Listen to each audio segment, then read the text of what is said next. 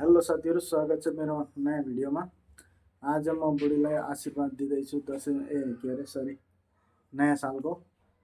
के आशीर्वाद दिन्छु, कस्तो कस्तो आशीर्वाद दिन्छु तपाईँहरूले यहाँ ध्यान दिएर सुन्नु होला है त। ल, टिका पनि लगाइदिनु पऱ्यो बुढीलाई। टक्क ल, 2082लाई बिदा गर्दै 83लाई स्वागत गर्दै मेरो बुढीलाई आगामी दिनमा दुःख कष्टको सबै हरण होस्, नष्ट होस्, सोचे आँटेको पुरा होस्, अनि बुढालाई किचकिच गर्न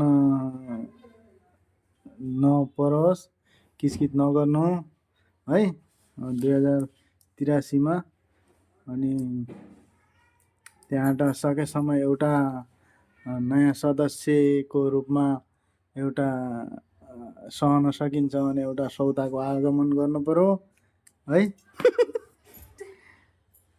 त्यो ल, मलाई लगाइदिनु पर्यो। एउटा दुःख भयो भन्ने चिज एउटा ल्याउनु पर्यो।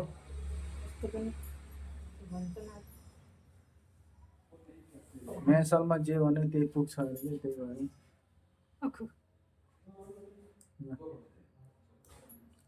हाँस्दै रमाउँदै हामी अब परदेशको ठाउँमा भए पनि यसरी दुईजना बुढाबुढी यसरी टिका लाउँदैछौँ साथीहरू। जहाँ भए पनि जस्तो भए पनि सबै स्वस्थ मस्त रहनु होला। यसरी अब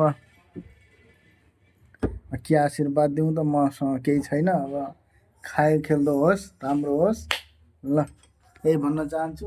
तपाईँहरूले के आशीर्वाद दिनुभयो कमेन्ट बक्समा भन्नु होला है। ल, स्वस्थ रहनु होला, मस्त रहनु होला। मन पऱ्यो भने लाइक कमेन्ट सेयर गर्न नबिर्सिनु होला। धन्यवाद।